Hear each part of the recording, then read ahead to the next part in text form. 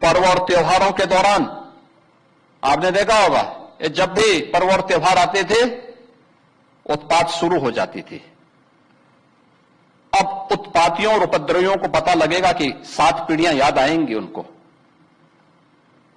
क्योंकि कभी कभी बुरी आदतें जाती नहीं लोगों की, तो उसके लिए उनकी डेंटिंग पेंटिंग करवानी पड़ती है कायदे से, जिससे उनकी बुरी आदतों को हम ठीक कर सकें। और यही डेंटिंग पेंटिंग आपने देखा होगा, कल बरेली के अंदर हो मौलाना भूल गया कि शासन किसका है।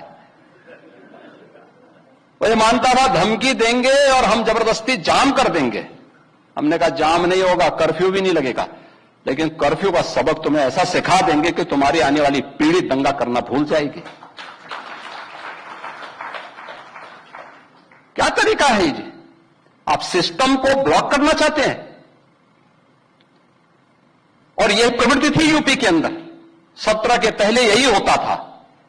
और हम इसी बात को कह सकते हैं कि 17 के बाद हमने कर्फ्यू भी नहीं लगने दिया, लेकिन ऐसे बैरियर को चुन चुन करके वे जिस प्रकार की भाषा को समझते थे उस प्रकार की भाषा से उनको समझा करके उसको उसकी सजा दिलाने का काम भी किया है।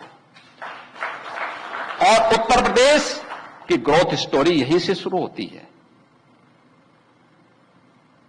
अगर आजादी के समय, मैं उससे पहले नहीं जाता, लेकिन 1947 में भारत आजाद हुआ, अगर उस समय भारत की इकोनॉमी में भारत का, उत्तर प्रदेश का कंट्रीब्यूशन 14% था, तो ये 14% फिर से होना चाहिए। और 14% नहीं होना चाहिए, बल्कि जितनी आबादी है उत्तर प्रदेश की, उत्तर प्रदेश उतना कंट्रीब्यूशन करता हुआ दिखाई दे।